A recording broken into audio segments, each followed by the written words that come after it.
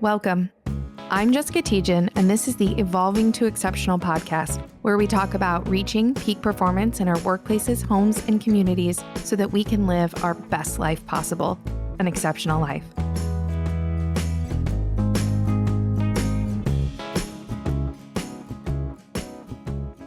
I want to dive in a little bit into the authenticity piece of this because like we were talking about the heart, our gut intelligence is actually one of its functions is our core identity. Our gut is also responsible for self-preservation, right? Everybody's had a bad gut feeling before, and mobilization, taking action. And one of the things that you mentioned earlier, you talked about doing a training around vulnerability, right? And working with people. And I think one of the issues we have or we run into is assuming that people have already been developed or know how to do these things.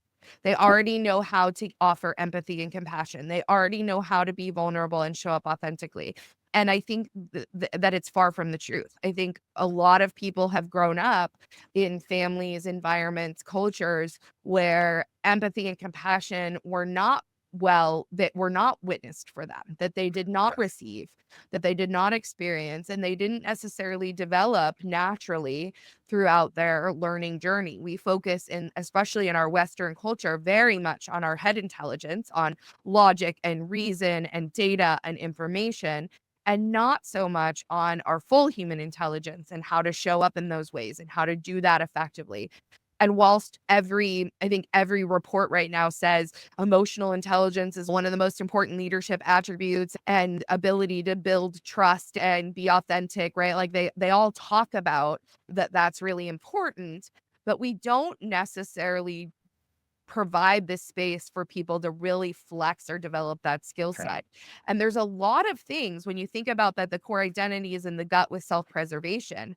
There's a lot of, challenges people might have experienced in their life that tell them it's not safe to let their core self or their authentic self be seen.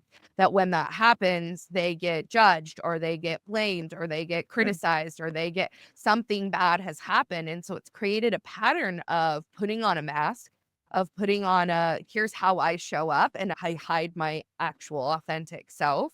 And I can't be vulnerable because then I get hurt. And so there's this pattern of the gut intelligence protecting that makes it really difficult for people to do it. And it's not something you can hide because kind of like what we talked about, all those subtle cues, you will sense whether someone is being authentic and whether someone is authentically expressing compassion and empathy or whether they're faking it. You will know every time when it's fake and when it's real, like your detectors go off. And so it's not something you can be like, do these 5 steps. If you do these 5 things, then the other person will feel like you're giving them compassion. Or if you do these 5 things, then you'll be showing up authentically. And so I think as organizations, there's some work to do more training and development in those embodied intelligences so that people can use them effectively to build connection, to build trust, to build relationships, to get things done more effectively. Right. So a lot there that I 100% agree with. But one thing I just want to say, if you walk away from a conversation or a meeting or whatever, and you're in a bad mood and you walk away, man, I covered that up so well, or I knocked it out of the park. No one knew that I was having a bad day. Trust me, they knew. They just didn't say anything. And to your point of like, people can pick up on people it costs so much energy to mask up and to not be your authentic self that you are going to naturally slip no matter what anyway. Like there's only so much energy that you can devote to something, so many think cycles or gut cycles or anything like that to it before you just like, you have a momentary lapse or you just give up entirely. But one thing I did want to say, we're talking a lot about like building these connections and building empathy. And I run into this before with leadership where they hear these things and they immediately think like it's going to cost money or it's going to cost us. This is not something that is solved without putting a truckload of money into it. And that's not the case. And selfishly, as well as the leader of an organization, I don't want to call it a get out of jail free card for you if you have this kind of culture, but you're going to find that people will give you a little more leeway or runway when it comes to work as well. Maybe you don't lose that star employee that you've had for 5 years because they had a bad couple months because they have so much good memories or good things to fall back on, or such a solid support network in your place of business that they stick around, that they turn it around, or the ship gets right, or whatever they're dealing with personally gets sorted out, whatever the case may be. So it's in a company's best interest to do these things and to do them correctly. And to your point, it's not just show up, actively listen, make eye contact. Like, you do need to do those things, but the more you try to quantify it, the more the faker it is. Like, you can't be like, I was 13 seconds of eye contact. They really know I'm invested in them now. That doesn't work. It has to be genuine. It has to be organic, but it is something you can work on and you can practice and you can develop. It is absolutely something that can be taught. It's just something that can't be faked. Um, Well, and to your point, there are like there are huge costs that I think often that we don't necessarily make the connection between that when there's an absence of trust, there is a substantial amount of time spent on blaming, finger pointing, complaining, criticizing, disagreeing, disengaging, not accomplishing work effectively. Like productivity suffers, performance suffers. And so when we think about investing, I think sometimes because it's like, I don't know whether we haven't done a good job historically of quantifying it, although I would say Gallup's metrics are pretty stark and have been around for decades. But when we really appreciate the cost of the interactions or yeah. the cost of not doing it, it takes an understanding of that to really then be able to say, okay, this is worthwhile. So I have thoughts on this, and I could be wrong. And if you disagree or somebody disagrees, I'd love to dive into it more. But I think it's because those things are soft cost effectively. Everyone's seen the study or the article about it costs you twice someone's salary to replace the individual. And so what people immediately do is they go, oh, if someone's making $100,000, I have to pay $200,000 to find them. Not quite. It's to your point. The productivity slows down. If you have a recruiter who costs you $45 an hour and it takes them 30 hours to, why did I pick such hard numbers to do math on? 30 hours to fill that role. That's part of that. That's not something you're quantifying because you're already paying that salary or that check's already been cut. So it's already spent, but that's not the point. The point is, if you really want your business to be lean, to be peak efficiency, to be running and firing on all cylinders, you're quantifying these soft costs as well. And you're not just focused on the hard dollars in, or the hard dollars in of revenue and the hard dollars out of like payroll or whatever it be. Yeah. It's a situation that is tough. It is very difficult to wrap your hands around it. Even if you put together all the reports and you put together all the spreadsheets, like, it still doesn't feel real for some reason. But it's there. I hate to say just trust me because I want to give concrete data to back it up, but it's, to use the recruiter analogy, if they're spending that time doing that, they're not spending time on the other things that they could be working on or should be working on, because you didn't have that culture where people could be themselves and they left to go somewhere where they felt they could. And the statistic that comes to mind, it's a historical one, but there was Cy Wakeman did an analysis around how much time people waste at work on drama, finger pointing, blaming, and it was approximately 2 hours. And there's some more recent statistics showing that it's up to about 3 hours of an 8-hour workday is spent on non-work activities. And so when you think about that, some of the statistics are around, it's in like the upwards of 30 plus billion annually that's being wasted in the US on non-work related or non-necessary activities. And so there is a quantifiable number. And I think one of the things I talked about in the SHRM webinar I did this week is that, like, when people don't have connection, when their stress is high, when they're dealing with lots of friction, there's not clear expectations, there's finger pointing and blame, all these things that are the consequence of not having trust, not having good relationships, etc. When that's happening, there's that energy drain, right? Like, it takes so much more energy. You mentioned that earlier. It just takes so much more energy. And so then people don't have capacity to get the work done that you want them to get done.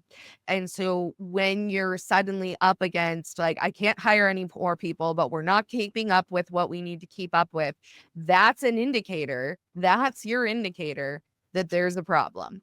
Because if you've got to figure out how to get more out of the same people, which everybody's always being do more with less, that's like the common, mantra Right. everywhere, is that if your people are maxed in terms of their capacity, they're not going to be able to do more with less. And so unless you equip them with the skill sets and toolkits that they need to be able to get that capacity back, then you're going to keep running into the same challenges. Yeah, and you're talking about like 3 hours a day effectively wasted on other stuff, right? I can already picture certain CEOs or certain leadership being like, well, then we've got to put in tools that monitor like keystrokes or take screenshots of their screen, or everyone's got to be in a shared workspace in the office so I can look over them and make sure everyone's working. No, humans are incredibly ingenious when it comes to finding ways to not do the things they want to do. One of my favorite expressions is, if you want to find a shorter way to do something, ask the laziest person in the room. Right. They may not be doing well, but you're going to find out where you can cut steps. But where I'm going with that is, and I think this is a universal truth. I haven't worked in every industry, so please forgive me if this isn't 100% true. But I've always approached my conversations with someone of like, I don't care when you do the work or how, I don't care when you do the work as long as the work is done, right? Like, being in a manufacturing plant, we had daily productivity goals of so many valves or ball bearings or whatever needed to be made. Personally, for me, now I wasn't the shop floor planner, I wasn't their manager, but like from my standpoint, I didn't care. Like, if you showed up at work and you spent the first 5 hours getting all 100 of them done and you got your quota done, and you spent the rest of the day, maybe, I don't want to say just kicking your feet up, but maybe like skilling up or maybe helping somewhere else, or spending that time to recharge and have a conversation with a coworker for 10 minutes. Same thing when I work with SaaS company. I tell engineers, like, I don't care if you have 50 story points to do in a sprint, which I have no idea if that's a lot. By the way, just heads up, the first number that just popped into my head. If you have 50 story points to do in a sprint, I don't care if you do them all spread out over the 2 weeks. If you get them all done in a week, if you take a day off in the middle because you worked 12 hours one day and you need to recharge, like, do what you got to do. I trust you're an adult. Like, you're here to do a job. That's what I care about, is that you're doing your job and that you're doing it in a way that you feel validated, that you feel good, and the work is done to an acceptable level. If we're doing that, then I don't need you to sit at your computer for 8 hours and just hit the keyboard every so often so it looks like you're doing work. Like, what do we do? Like, and I get that's there's more to that. That's a much more nuanced conversation. That's my start, right? That's step one. And then, okay, we can build out from there. We can work on it from there. So I think that's something that can go a long way with your folks. If you're giving them the trust to do their job, because ultimately you hired the person. There was something about them you liked. You thought they could do the job. Now you're telling me because they're suddenly here and you're paying them that you don't think they can do the job? Like, that doesn't match. I'm sorry. So I'm not saying go out today and just tell your entire workforce, work how you want, see you later. Like, Right. you're on a way to make it work in your structure and your system. But if you start there, if you start with trust with your people, you're going to find more often than not, they're going to do more than they were supposed to or should have. And yes, there's going to be a bad apple. There's going to be someone who takes advantage of a system. You can't avoid that, but you shouldn't let one bad apple ruin the batch for everyone.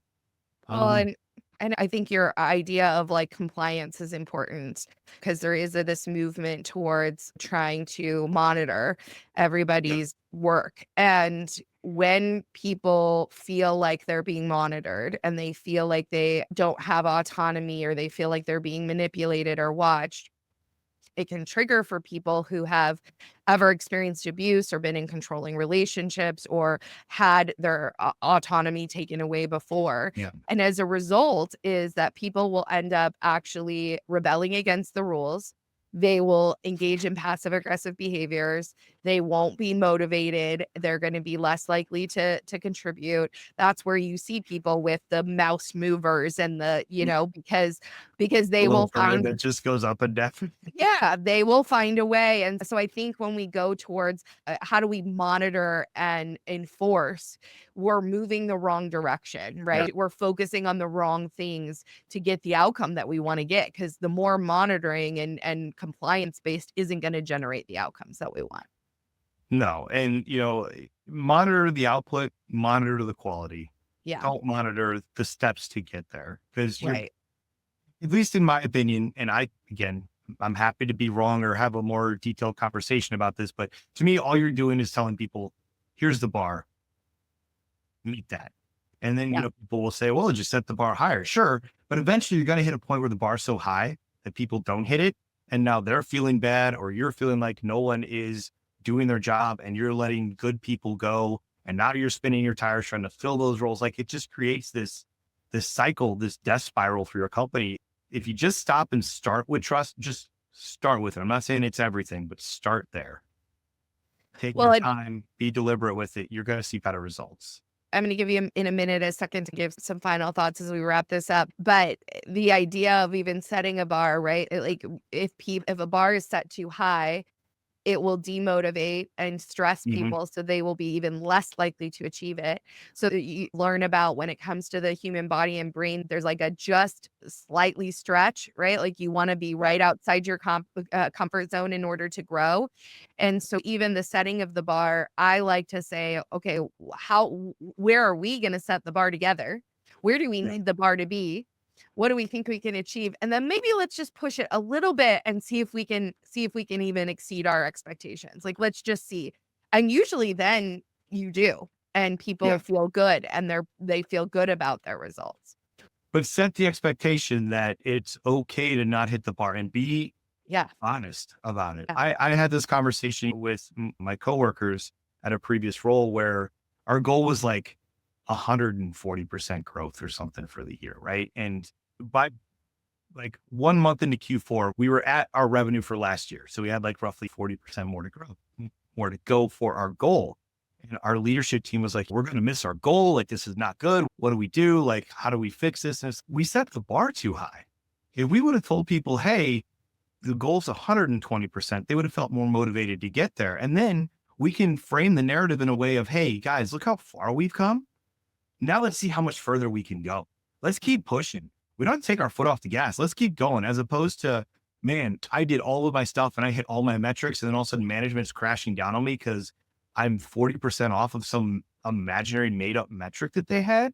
Like, just, I keep saying it, I'm sorry, and I'll stop, but just start with trust and Yeah. you're going to do better. Totally agree. Well, I think you and I could go all day, and I love our conversation. I think it's great. Any final thoughts, words of wisdom you want to leave with our audience as we wrap up this episode? So I know this has been a lot of like, feelings and trust and being authentic and stuff. It's not something you're going to be able to do overnight. It's not something you're probably going to be able to do in realistically 6 months. This is a conscious, constant, deliberate effort. And it is unfortunately one of those things that there's not a lot of room for failure. If you wobble one too many times, you can very quickly undo all of the process that you made. So I don't want to scare people, but be conscious about it, be actively thinking about it, and build it slowly. And it's one of those things that is a long-term payoff. This is not, I got this piece of paper that now says I'm a better listener and now my company grows 30%. Like, that's not realistic. You're setting yourself up for failure, but do it. It's worth it. I promise you, it's going to take time. It will take effort, but you'll look back and you'll say, man, why did we wait so long to do this? I love it. I absolutely love it. Thank you so much, Terry, for coming on and sharing your experience and your wisdom with us today. For our listeners, I just want to remind you that the human body is so capable of rewiring, growing, adapting, changing, and to always remember to just keep growing, just keep rewiring those neural pathways, just keep looking for those opportunities so that you can live your best life, an exceptional life. And we hope you have a wonderful rest of your week. And we'll be back again next week with another episode.